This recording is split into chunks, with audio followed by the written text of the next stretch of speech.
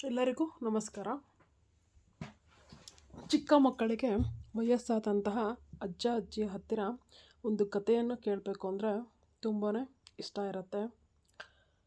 ಅದೊಂದು ದಿನ ರಾಮು ಮತ್ತು ಅವನ ತಾತ ಪ್ರತಿನಿತ್ಯ ಸಂಜೆ ಸಂಭಾಷಣೆಯನ್ನು ಆರಂಭಿಸ್ತಾರೆ. ರಾಮು ತನ್ನ ತಾತನನ್ನು ಕುರಿತು ಒಂದು ಪ್ರಶ್ನೆಯನ್ನು ಮುಂದಿಡ್ತಾನೆ. ಅಜ್ಜ, ಜೀವನದಲ್ಲಿ ನಾವು ತುಂಬ ಬೆಳಿಬೇಕು ಅಂದರೆ ಏನು ಮಾಡಬೇಕು? ಅದನ್ನು ನೀವು ಈ ದಿನ ನನಗೆ ಕಥೆಯ ರೂಪದಲ್ಲಿ ಹೇಳಿಕೊಡಬೇಡಿ, ಅದನ್ನು ಒಂದು ಪ್ರಾಯೋಗಿಕವಾದಂತಹ ರೂಪದಲ್ಲಿ ಹೇಳಿಕೊಡಿ. ಇದರಿಂದ ತುಂಬಾ ತಲೆ ಕೆಡಿಸಿಕೊಂಡಂತಹ ರಾಮುವಿನ ಅಜ್ಜ ಒಂದು ನಿರ್ಧಾರಕ್ಕೆ ಬರ್ತಾರೆ. ಏಕೆಂದರೆ ರಾಮುವಿನ ಅಜ್ಜ ತುಂಬ ಓದಿರ್ತಾರೆ. ರಾಮುವಿನಿಗೆ ಅರ್ಥವನ್ನು ಮಾಡಿಸುವುದು ಅವರಿಗೆ ತುಂಬ ಕಷ್ಟ ಸಾಧ್ಯವಾದಂತಹ ಕೆಲಸ ಅದಾಗತ್ತೆ. ಅದಕ್ಕೆ ರಾಮುವಿನ ತಾತ ರಾಮುವಿನನ್ನು ಕರೆದುಕೊಂಡು ಹೋಗಿ ಒಂದು ನರ್ಸರಿಗೆ ಕರೆದುಕೊಂಡು ಹೋಗ್ತಾರೆ. ಕರೆದುಕೊಂಡು ಹೋಗಿ ಅಲ್ಲಿ 2 ಗಿಡಗಳನ್ನು ಕೊಂಡ್ಕೊಳ್ತಾರೆ. ಕೊಂಡ್ಕೊಳ್ಳೋಂತಹ ರಾಮುವಿನ ತಾತ ರಾಮುವಿಗೆ ಹೇಳ್ತಾರೆ,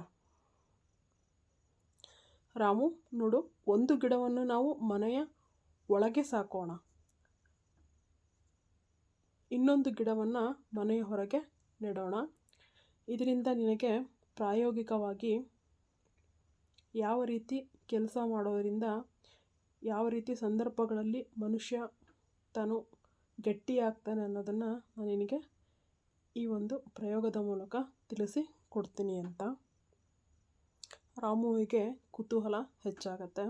ಅಜ್ಜನ ಆಣತಿಯಂತೆ ರಾಮು ಒಂದು ಗಿಡವನ್ನು ಮನೆಯ ಒಳಗೆ ಇಟ್ಟು ಅದಕ್ಕೆ ಚೆನ್ನಾಗಿ ನೀರು, ಸೂರ್ಯನ ಬಿಸಿಲು ಎಲ್ಲ ತಾಗುವಂತೆ ಇಡ್ತಾರೆ. ಇನ್ನೊಂದು ಗಿಡವನ್ನು ತೆಗೆದುಕೊಂಡು ಹೋಗಿ ಮನೆಯ ಹೊರಗೆ ನೆಡ್ತಾರೆ. ಅಂಥ ಸಂದರ್ಭದಲ್ಲಿ ದಿನಗಳು ಕಳೆಯುತ್ತಾ ಹೋಗುತ್ತೆ. ದಿನಗಳು ಕಳೆಯುತ್ತಾ ಹೋದಂತಹ ಸಂದರ್ಭದಲ್ಲಿ ಜೋರಾಗಿ ಮಳೆ ಬರುತ್ತೆ. ಬಿಸಿಲಿನ ಶಾಖ, ಚಳಿ ಎಲ್ಲವನ್ನೂ ತಡೆದುಕೊಂಡು ಹೊರಗಿನ ಗಿಡ ಬೆಳೀತಾ ಇರುತ್ತೆ.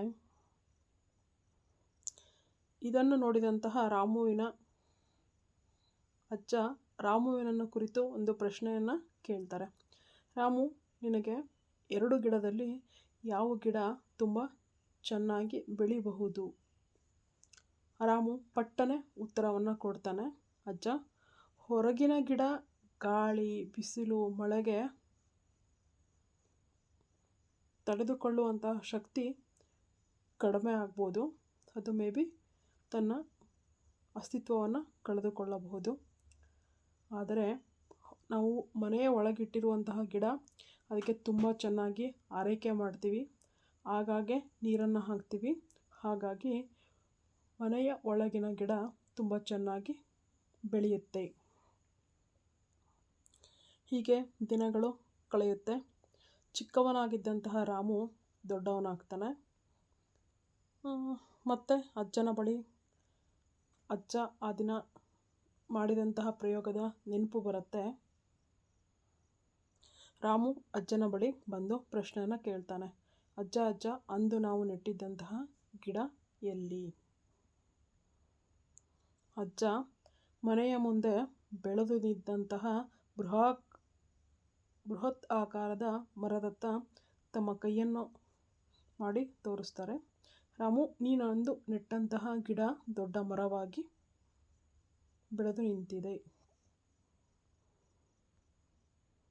ಇದರಿಂದ ರಾಮುವಿಗೆ ಒಂದು ಕ್ಷಣ ಅಚ್ಚರಿಯಾಗತ್ತೆ. ಪಾಟ್ನಲ್ಲಿ ನೆಟ್ಟಂತಹ ಗಿಡ ಅದು ಅಷ್ಟೇ ಇರುತ್ತೆ. ರಾಮು ತುಂಬ ಆಶ್ಚರ್ಯಚಕಿತನಾಗಿ ಅಜ್ಜನಿಗೆ ಮರು ಪ್ರಶ್ನೆಯನ್ನು ಹಾಕ್ತಾನೆ. ಅಜ್ಜ, ಹೊರಗೆ ಇದ್ದಂತಹ ಗಿಡ ಮರವಾಗಿ ಬೆಳೆಯಿತು, ಒಳಗೆ ಇದ್ದಂತಹ ಗಿಡ ಅದು ಅದೇ ರೀತಿಯಲ್ಲಿ ಅಂದರೆ ಸ್ವಲ್ಪ ಮಾತ್ರ ಗಾತ್ರದಲ್ಲಿ ದೊಡ್ಡದಾಗಿದೆ ಏಕೆ?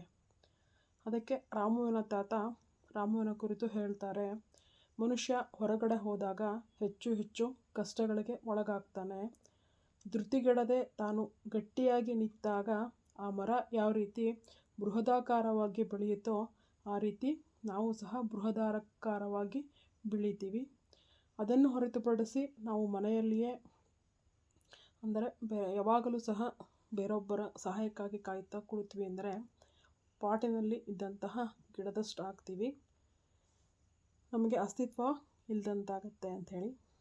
ಅದಕ್ಕೆ ರಾಮುವಿನ ಅಜ್ಜನಿಗೆ ಧನ್ಯವಾದವನ್ನು ಹೇಳ್ತಾನೆ. ಅಜ್ಜ, ನನಗೆ ಬದುಕಿನ ಪಾಠವನ್ನು ಕಲಿಸಿಕೊಟ್ಟದಕ್ಕೆ ನಿಮಗೆ ಧನ್ಯವಾದಗಳು. ನಮಸ್ಕಾರ ಸ್ನೇಹಿತರೆ, ಇವತ್ತಿಗೆ ಈ ಕತೆ ಮುಗೀತು. ಈ ಕಥೆಯ ಸಾರಾಂಶ ಇಷ್ಟ.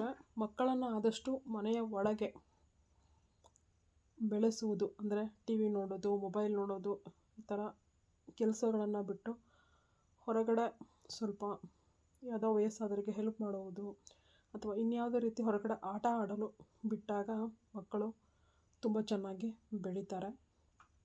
Thank you. ನಿಮಗೆ ಈ ಕಥಾ ಸರಣಿ ಇಷ್ಟ ಆದರೆ ಲೈಕ್ ಮಾಡಿ, ನಮ್ಮ ಚಾನಲ್ ಸಬ್ಸ್ಕ್ರೈಬ್ ಮಾಡಿ. Thank you.